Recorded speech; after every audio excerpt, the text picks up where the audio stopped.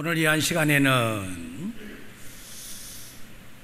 성도의 삶에서 무엇을 두고 살아야 하는가 하는 제목을 갖고 여러분과 제가 이 한 시간에 피차 은혜 받기를 원합니다. 이 세상에서 가장 중요한 것이 무엇입니까? 한 번 주어진 이 엄숙한 일생, 이 존귀한 생애를 어떻게 살아야 하는가 하는 것입니다. 그것을 바로 가르쳐주는 것이 가장 중요하다고 헬라의 유명한 그 철학자요 수학자고 또 종교가였던 피타고라스는 이렇게 말을 합니다. 사는 것이 중요한 문제다. 사는 것이 중요한 문제가 아니다. 바로 사는 것이 중요하다고 말을 합니다. 즉 어디에 사느냐가 중요한 것이 아닙니다. 어떻게 사느냐가 중요한 것입니다. 무엇을 말하느냐가 중요한 것이 아닙니다. 무엇을 행하느냐가 중요합니다. 얼마나 오래 사느냐가 중요한 문제가 아닙니다. 오래 사느냐가 중요한 그 문제는 어떻게 살아야 하는 것이 더 중요한 것이지요. 인류의 학자들은 이렇게 말을 합니다. 앞으로 20년 정도가 더 흐르면은 사람의 생명은 통상적으로 한 150년 정도 살게 된다고 말을 합니다. 150년 정도는 문제가 없다고 과학자들은 그렇게 말을 하고 있습니다. 아니 300년을 살아도 그것이 문제가 아니라 얼마나 보람있게 사느냐 하는 것이 더 중요한 것입니다. 인생의 한 번밖에 살 수 없는 이 고귀한 인생을 어떻게 살아야 합니까? 그러기 위해서는 우리는 올바른 인생관과 가치관을 확립해서 살아야 할 것입니다. 우리는 올바른 그 인생관을 가질 때 나의 인생을 보람있게 살 수가 있습니다. 또한 우리는 올바른 그 가치관을 가질 때 더 올바른 생활을 할 수가 있습니다. 올바른 인생관과 가치관이 없을 때는 바르게 살아가기도 힘들거니와 인생의 그 가치관을 위하여 힘차게 실천하기도 더 힘이 드는 것입니다. 이런 사람은 유혹 앞에 타락하기 쉽고 시련 앞에 좌절하기도 쉽고 고난 앞에서는 더욱더 낭망하기가 쉽습니다. 초지일간 모든 그 하는 행동들, 백전불구의 그 태도들, 칠천팔계의 그 의지는 모두 확고한 인생관과 그 가치관이 있을 때만이 가능한 그런 일이었습니다. 잠문에 보면은 꿈이 없는 백성은 망한다고 말합니다. 아니 우리에게 그것은 경고하고 있습니다. 이성이 없는 민족은 역사의 시련과 위기가 직면했을 때 이것을 극복하지 못합니다. 우리는 새로운 정신으로 새로운 생활을 힘쓰는데 새 민족이 되어서 이 새 나라를 건축하고 건설하고 새 역사를 우리는 창조해야만이 합니다. 늘 새로워져야 하는 것입니다. 달라져야 하는 것입니다. 변함이 있을 때 발전이 있는 것입니다. 주저앉아 있으면 아무것도 할 수가 없습니다. 만물이 새로워져야 합니다. 모든 사람이 새 사람이 되어야 하듯이. 그러면 우리가 새롭게 된다는 것은 무엇입니까? 이 새 사람은 무엇이고 낡은 사람은 무엇입니까? 새 사람은 새로운 생각을 가진 사람이요, 낡은 사람은 낡은 생각을 가진 사람입니다. 그 시대에 빠져 있는 사람을 말하는 것이죠. 그래서 성경은 생각이 어떠하면 그 위임도 그러하다고 기록하고 있습니다. 성경이 새로워져야 합니다. 우리의 생각이 새로워져야 하듯이 성경을 늘 우리가 대하면 때로는 우리가 읽었던 글도 평소에는 발견하지 못한도 어떨 때는 늘 읽었던 말씀들이 새로워지기 시작하고 언제 이런 말이 있었는가 할 정도로 우리는 그 말씀이 달아가오기도 합니다. 이거는 우리가 생각이 달라졌다는 이야기입니다. 변화되었다는 이야기입니다. 그러므로 사람이 변하면은 그 사람의 생각을 먼저 변화시키는 것입니다.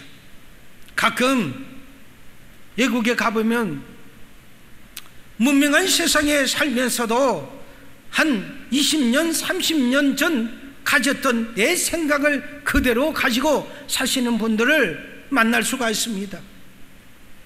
문명 세계에 적응하지 못하고 사는 그런 분을 만나봅니다.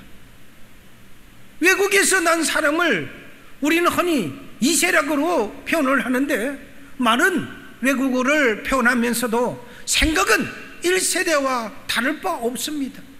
그를 보면 안타까울 때가 있습니다.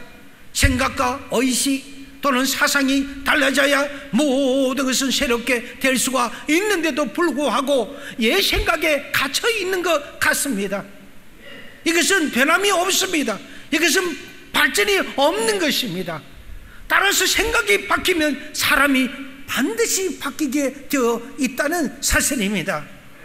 사람이 바뀌면 또한 희망이 보입니다. 우리는 이 세상에 왜 왔습니까? 우리는 이 세상에 난 것부터가 그 하나님의 은총입니다. 우리가 낳고 싶어서 난 것은 아닙니다. 자유롭게 난 것은 아닌 것입니다. 우리의 생명은 하나님께서 주신 특별한 선물입니다.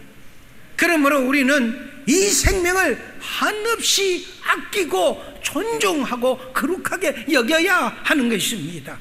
나의 생명, 너의 생명, 우리의 모든 생명이 그 지위가 높건 낮건, 재산이 많건 적건, 교육을 많이 받았건 적게 받았건, 남자건 여자건, 권세 있건 없건 하나님이 주신 감사의 모든 것은 그 감사의 존재라는 사실입니다.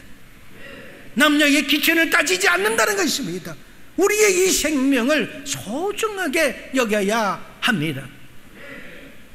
이 세상에 무엇이 소중하다 하여 그렇게 여겨도 사람의 생명만큼 소중한 것은 없을 것입니다.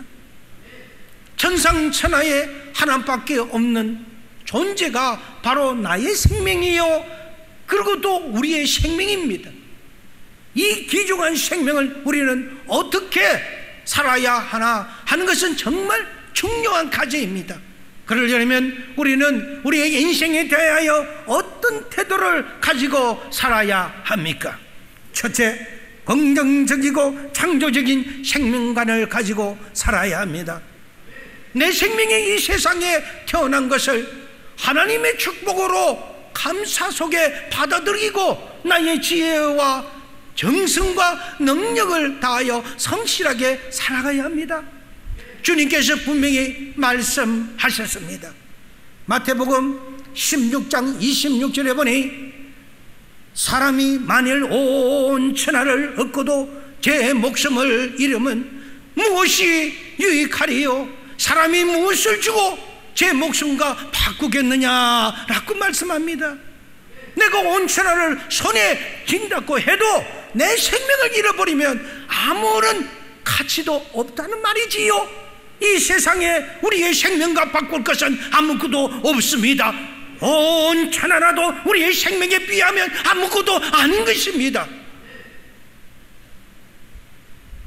우리의 주님은 온 천하의 그 가치보다도 한 인간의 생명의 가치를 더 높이 기준히 보셨던 것입니다.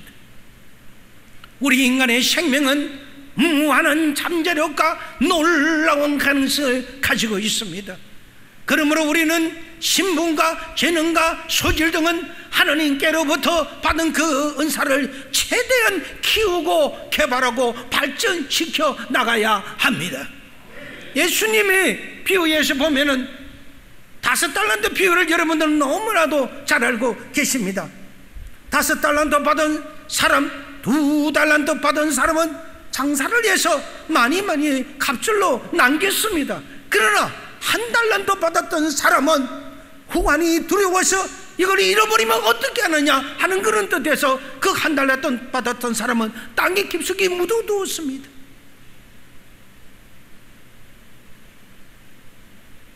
이런 사고로 사는 사람은 우유부단한 사람이요, 이런 사람은 발전성이 없다는 것입니다. 사랑하는 여러분, 구두를 닦아도 빛이 나야지요. 산속에 금맥이 아무리 많다고 하지만은 그 금맥을 캐야만이 그 빛과 값어치가 나타납니다. 그렇지 않고 산속에 아무리 많은 양이 있다가 해도 그 금을 그냥 그대로 매장량에 두면 그것은 헛과 다람이 없을 뿐입니다. 사람은 누구나 하나님에 의해서 하나님의 형상대로 만들어진 피조물이기 때문에 우리는 그 안에 그 빛과 힘을 가지고 있습니다. 이 빛과 힘을 최고로 우리는 발휘하고 표현하는 것이 인간의 사명이요, 우리의 목표인 것입니다. 위대한 인물들은 하나님께로부터 받은 빛과 힘을 마음껏 발휘한 사람들입니다.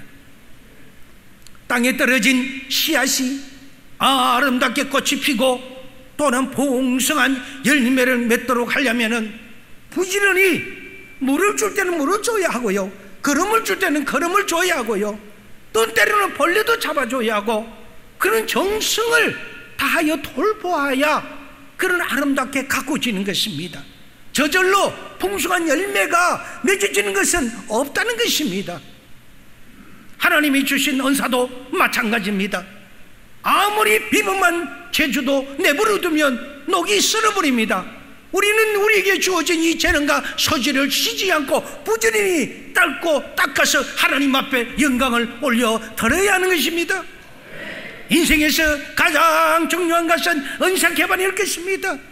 첫째는, 이 천재는 99%에 대한 땅과 허브 1%밖에 안 되는 그 영감으로 구성되었다고 합니다. 우리 또 너무나도 잘 아는 발명한 이 에디슨이 말하는 것처럼 그는 그의 생활을 통해서 얻은 그 진리였을 것입니다. 인류 역사에서 위대한 천재들은 너무나도 많습니다. 그런데 천재는 우연의 산물이 아닌 것이지요, 천재는 요행의 결과가 아니라는 것입니다. 어쩌다가 천재가 태어난 것은 결코 아닌 것입니다. 천재는 끊임없는 노력의 그 산물을 만들어낸 결실의 그 결과인 것입니다. 다른 사람이 묵사 안일 속에 헛손 생활을 하거나 편안한 잠에 취해 있을 때 천재들은 밤이 새도록 피땀을 흘려 수련과 노력을 쌓았습니다. 백년천마라는 말이 있습니다. 100번 연습하고 1000번 갈고 닦는다는 말입니다. 남이 한 번 하면 나는 10번 하고, 남이 10번 하면 나는 100번 하는 끈덕진 노력 속에서 천재가 탄생되는 것입니다. 결국 남과 같이서는 결국 남 일상 될 수 없다는 말씀과 같은 것입니다. 걷는 사람만이 앞으로 전진할 수가 있지요, 멈춰 있으면 전진할 수가 없는 것입니다. 꾸준히 노력하는 자만이 향상하는 그 미래로 나래를 펴고 나갈 수가 있습니다. 지금의 자리에서 만족하지 않고 보다 나은 것을 향하여 우리는 움직일 때 나아가는 것입니다. 우리가 왜 사도 바울을 두고 훌륭하다고 그렇게 생각하며 그분의 믿음을 우리는 따라가려고 합니까? 그는 표대를 향해 달려가고 있었습니다. 멈추지 아니했습니다. 내가 이미 얻었다 함도 아니요 온전히 이루었다 함도 아니요 오직 내가 그리스도 예수께 잡힌 바 된 그것을 잡으려고 쫓아가노라. 형제들아, 나는 아직 내가 잡은 줄로 여기지 아니하고 오직 한 일 즉 뒤에 있을 것은 잃어버리고 옆에 있는 것을 보지 아니하고 앞에 있는 것을 잡으려고 그 표대를 향하여 그리스도 예수 안에서 하나님을 위하여 부르신 그 부르심의 상을 위하여 쫓아가노라고 빌립보서 3장 12절 이하에 말씀하고 있습니다. 우리는 이 말씀을 읽을 때마다 굉장한 도전을 받아야 합니다. 우리는 우리의 생명을 내 눈앞에 두고 진정한 그 생명을 높은 데로 우리는 끌어올리기 위하여 끊임없이 노력해야 합니다. 멈춰 있으면 그것은 잠자는 것입니다. 움직여야 합니다. 높은 이상을 보고 그걸 바라보고 우리는 경주하듯이 우리는 달려가야 합니다. 그리고 우리는 우리의 생명을 그렇게 해서 주신 이 생명을, 고귀한 생명을 실현시켜야 하는 것입니다. 우리가 받은 은사를 풍성하게 기른 다음에는 구원받지 못하고 죽어가는 영혼을 위하여 사용되어야 합니다. 사랑하는 여러분, 은사는 쓰기 위하여 받은 것입니다. 쓰라고 하나님이 우리에게 주신 것입니다. 쓰지 않는 은사는 아무런 의미가 없습니다. 땅에 묻혀있는 금도 캐야만이 금인 것이지, 묻혀있으면 조금 전에도 말했지만 흙과 같은 것입니다. 우리의 존재가 하나님을 위하여 우리가 움직이고 우리가 활동한다는 것은 살아있다는 증거인 것입니다. 하나님께서 우리와 함께 한다는 말씀과 같은 것입니다. 생명의 특징은 활동에 있습니다. 이 활동의 문자는 그대로 살아서 움직이는 것이죠. 많이 활동할수록 그는 힘차게 살아갈 수밖에 없는 구조가 이 사회가 만들어져 있는 것입니다.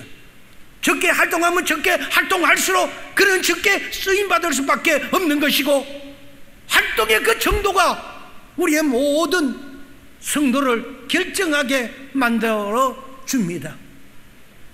주를 위하여, 나의 자신을 위하여, 가족을 위하여, 때로는 소속된 조직을 위하여, 나라를 위하여, 개를 위하여 우리가 발전하기 위해서는 움직여져야 되고, 우리는 나아가기 위해서는 우리는 보다 나은 활동성을 갖고 움직여야 하는 것입니다. 이것이 살아있다는 증거인 것입니다.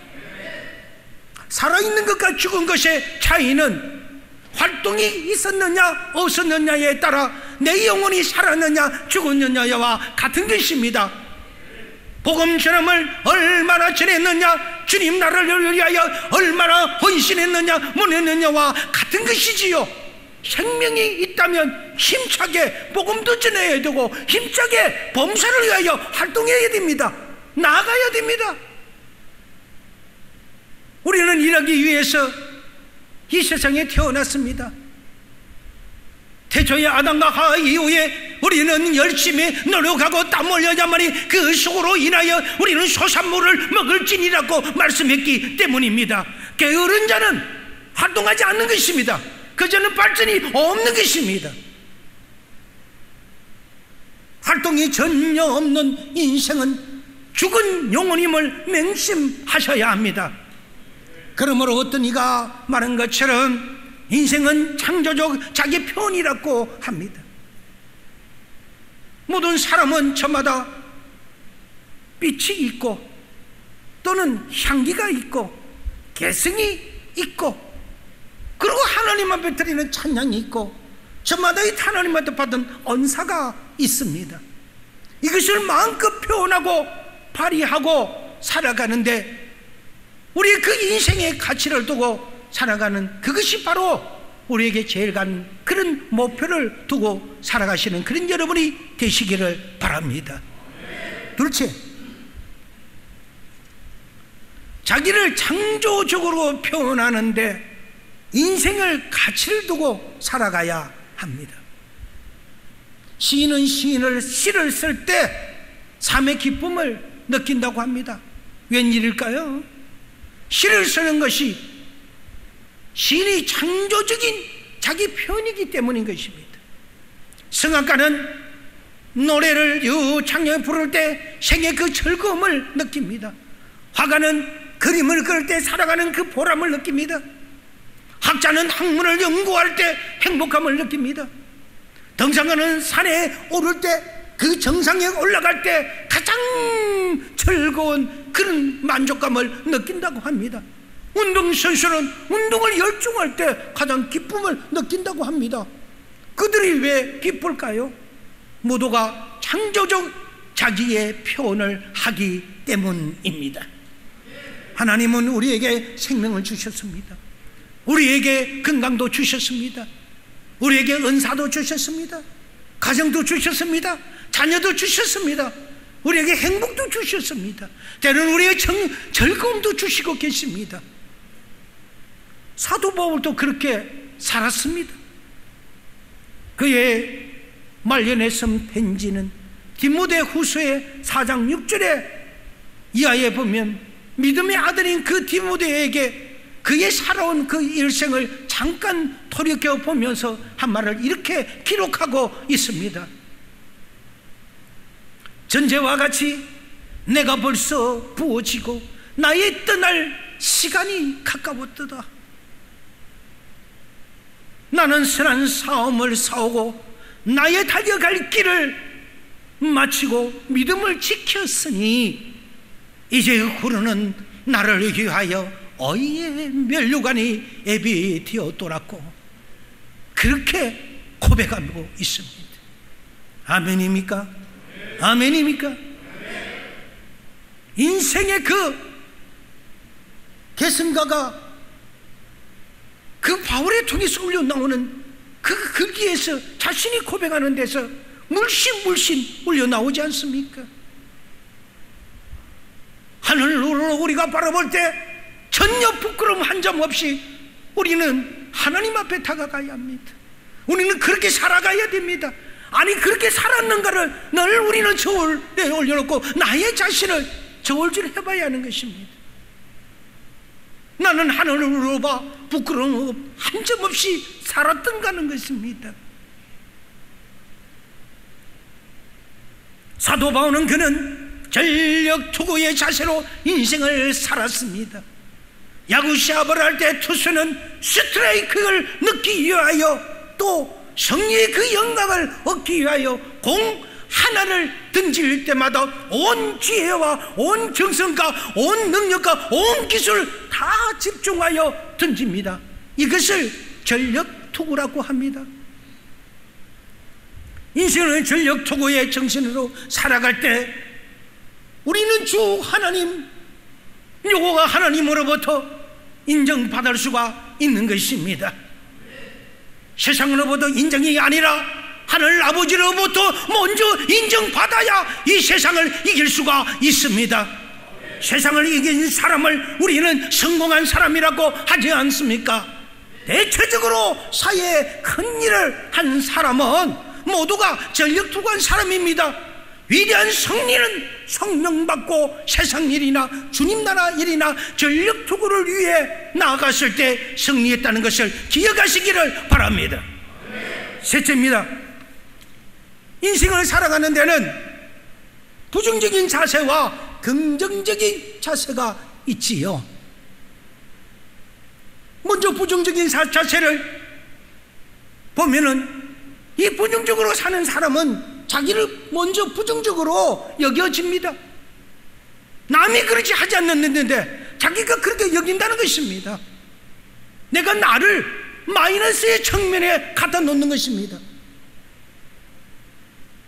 우리가 젊은이들 보면 나는 지방 출신이다, 나는 인류대학을 나오지 못했다, 나는 미래가 신통치였다, 그러나 나는 특별한 재주와 능력도 없다, 백그라운드도 없다, 나의 집안도 별 볼 일 없다, 나는 그래서 무능한 자다, 나는 그래서 결론은 인생의 패배자다, 나 같은 것을 사회에서 버림받는 존재다, 나는 무슨 일을 해도 성공할 수 없는 사람이다. 이와 같은 부정적인 자세는 자기를 가소평가하고 자기의 미래에 대하여 절망하고 자포자기에 가까운 어두운 심정이 되는 것입니다. 자기가 자기를 그렇게 자성 잡아가고 그렇게 묶는 것입니다. 그래서 낙심하고 위축되고 좌절감에 사로잡히면은 그의 인생의 자존심과 그의 이 인생의 소망을 잃어버리고 그러게 되면 아무것도 남는 것이 없습니다. 그의 삶의 어역도 이렇습니다. 기력을 상실하고 할 수 있는 일도 할 수 없다고 생각하게 되면은 될 일도 안 되는 것이죠. 그렇게 믿는 것입니다. 그는 부정적인 사람인 것입니다. 그의 삶의 의욕을 잃고 기력을 상실하고 할 수 있는 일도 없다고 그렇게 생각을 하게 되면요, 대체적으로 이렇게 되면은 그에게는 우울증이 찾아옵니다. 우울증은 감정을 조절하는 뇌의 기능에서 변화가 생겨서 부정적인 감정이 나타나게 된다고 합니다. 이렇게 되면 대인관계를 우선 깊이 하게 되고 혼자 있게 되고 자신이 스트레스를 생산하게 됩니다. 그렇게 되면 자신이 불안하게 되고 초조하게 되고 식욕이 저하되기도 하고 때로는 많이 먹기도 하고 때로는 수면이 증가되어서 늘 잠만 자기도 하고 때로는 불면증에 시달리기도 하고요. 이런 자포자기 상태가 되면 그 우울증에 찾아온 원인이 바로 마귀가 찾아온다는 사실입니다. 그래서 마귀는 그런 사람을 이끌고 다니게 됩니다. 그리고 귀에 대놓고 그 마귀는 속삭이듯이 그렇게 이야기합니다. 죽으라, 죽으라, 죽으면 깨끗하게 끝나는 것이야. 이런 식으로 마귀는 쉴 새 없이 우울한 상태를 그렇게 몰아넣고 가는 것입니다. 사탄의 정체는 죽음입니다. 죄의 값은 죽음입니다. 죽음은 사탄의 영역인 것입니다.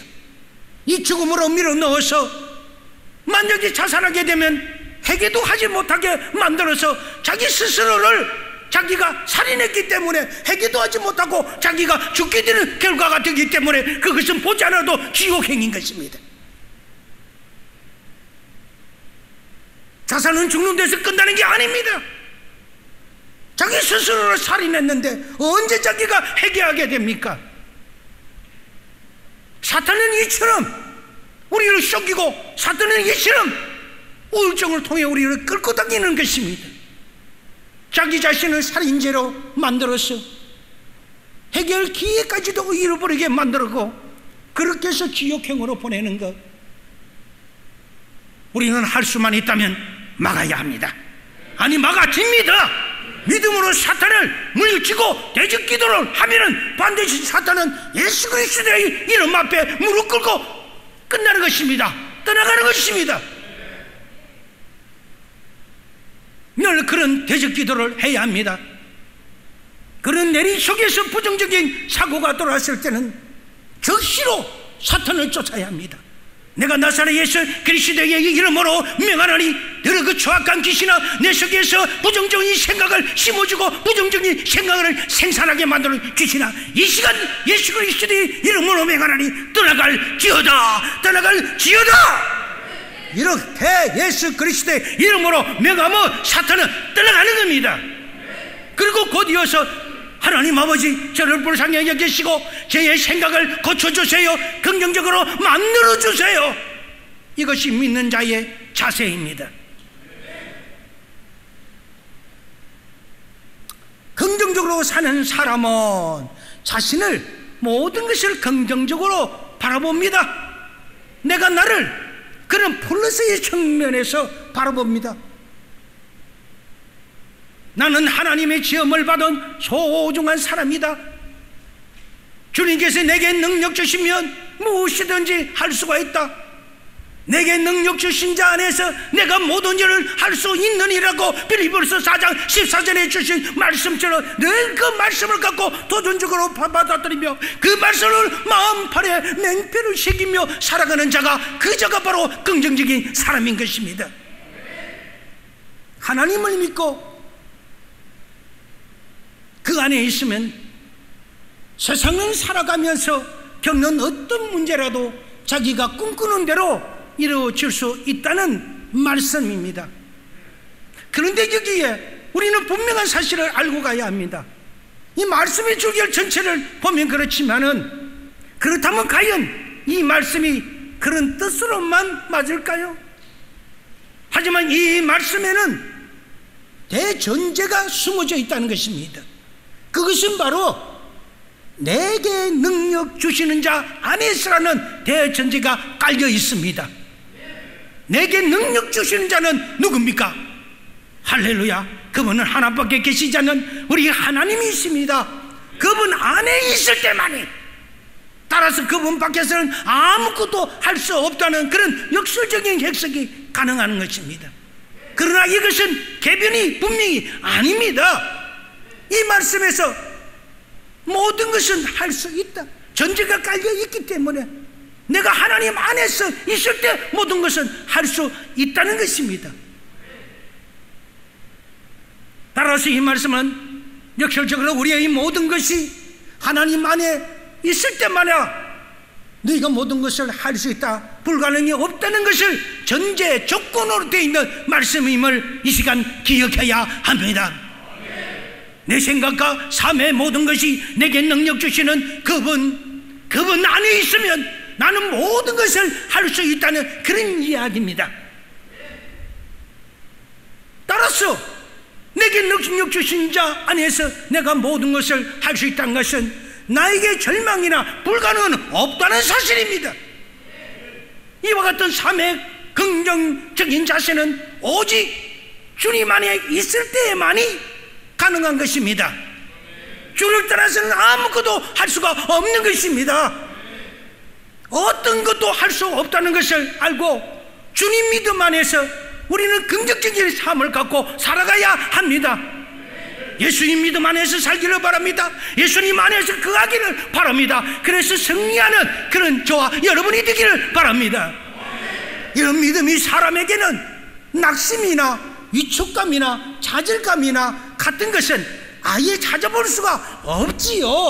어디 긍정적인 사는 사람 앞에 부정이 있을 수가 있습니까? 안 된다는 게 어디 있을 수가 있습니까? 사람이 살아가는데 희망과 확신 그리고 용기를 갖고 사는 것처럼 중요한 것은 없습니다. 이런 사람은 삶의 그 의욕이 솟구쳐서 미래에 대해서 낙관적이고요, 무슨 일이라도 나한테 주어지면 할 수 있다는 확신이 들기 때문에 오라 나에게만 주어지라 나는 반드시 해내고야 만다는 것이 그에게 확신이 믿음으로 작용되기 때문인 것입니다. 왜냐고요? 기도를 그렇게 했기 때문인 것입니다. 하나님을 사랑하는 자, 곧 그때 뜻대로 부르심을 입은 사람은 모든 것을 협력하여 선을 이룬다는 사실을 우리는 확신하고, 하나님은 절대로 내게 손해 보이시는 분이 아니십니다. 사실은 그러한 사실을 믿기 때문에 어떠한 어려운 환경에 처해 있더라도 우리는 믿음으로, 우리는 다니엘처럼 그렇게 우리는 풀무불에 들어가더라도 늠름하게 들어가는 그런 믿음으로 우리가 살아갈 수 있기를 바랍니다. 말씀의 결론을 맺습니다.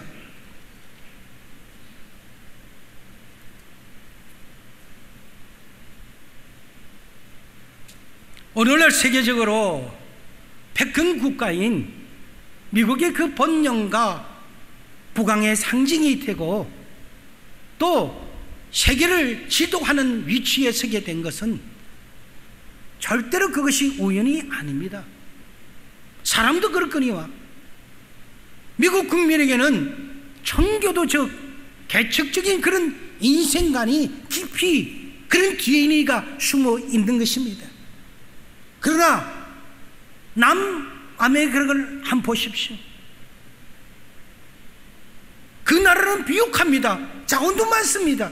풍부합니다. 그런데 왜 남아메리카는 빈곤과 세탈하는 그 아메리카 사람들, 그 사람들은 살아가는 그 한 습관을 보면은 향락주의적 인생관에서 유래되는 바가 아주 크다고 합니다. 국민성이죠. 개인의 인간성이죠. 섭성이지요. 그들은 인생의 목적이 주색 잡기에 있다고 보고 틈만 나면 먹고 마시고 놀고 기타 치고 춤추고 즐기는 그러한 타락적 퇴폐적을 즐기는 그 인생관이 그들의 사회를 가난하게 만들고요, 그들을 움직이지 못하게 만들고요, 에너지를 다른 쪽으로 쏟아버리게 만드는 것입니다. 그래서 그들의 나라는 뒤떨어진 사회로 만들어갔던 것입니다. 한 민족이 번영하려면 그 민족의 인생관을 옳게 근신해야만 합니다. 한 사람이 행복하려면 그 사람의 인생관을 올바르게 바꿔야 합니다. 인생관은 한 민족이나 한 사람의 그 인생관이 같아야 하는 것이지요. 사람이나 사회도 마찬가지입니다. 국민의 인생관이 건전하고 착실해야 그 민족은 부강과 번영을 누릴 수가 있습니다. 어느 때입니까? 우리나라도 못살고 힘들어 할 때도 세계에서 정말 최하의 빈민국에 살았을 때도 그래서는 안 되겠다, 지도자의 한 사람으로 인하여 새마을 정신을 갖고 우리는 나아갔던 이 민족이지 않습니까? 가난만큼은 우리의 후손들에게 물려줘서는 안 돼, 내 자녀들에게도 물려줘서는 안 돼. 가르치고 공부시키고 열정적으로 부모들이 있기 때문에 우리나라에는 세계 어떤 나라를 가도 문명자가 없다는 사실입니다. 교육률은 세계의 최고를 자랑하고 있는 민족, 이 민족이 앞으로 세계를 지배할 민족인 것입니다.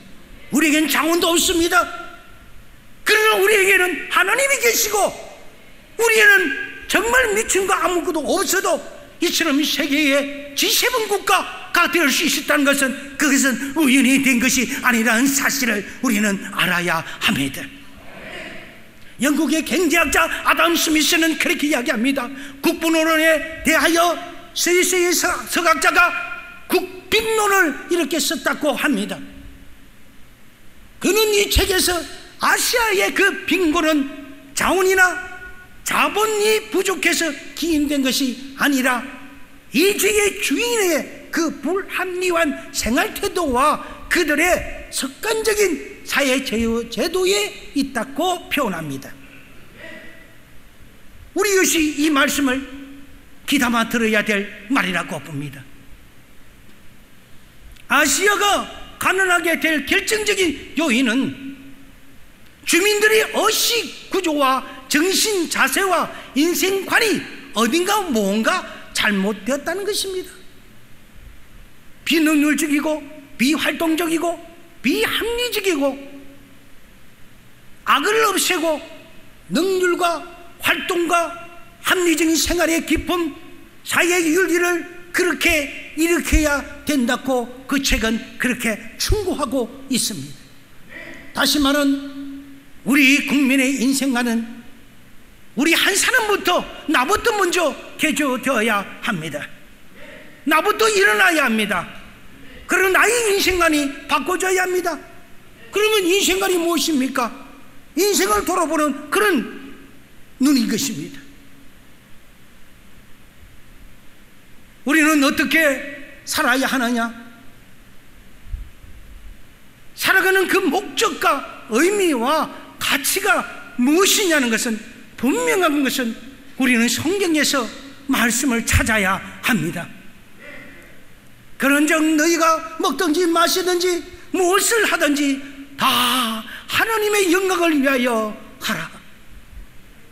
부정적이고 허무적인 그 인생관을 가지고 살아가는 자가 되지 말고 오직 긍정적인 인생관을 가지고 믿음으로 살아가면서 모든 사람을 기쁘게 하고 민족과 국가에 공헌하며 하나님께 영광을 돌리는 그런 의미 있고 보람되고 축복된 꿈을 가지고 살아가는 그런 여러분이 되셔서 오늘날 이 사회를 우리가 지배하고 오늘날 이 사대의 지도자가 되어서 이 나라를 진정한 믿음의 나라, 부강한 국가로 만들어 가시는 그런 여러분이 되시기를 축원드립니다.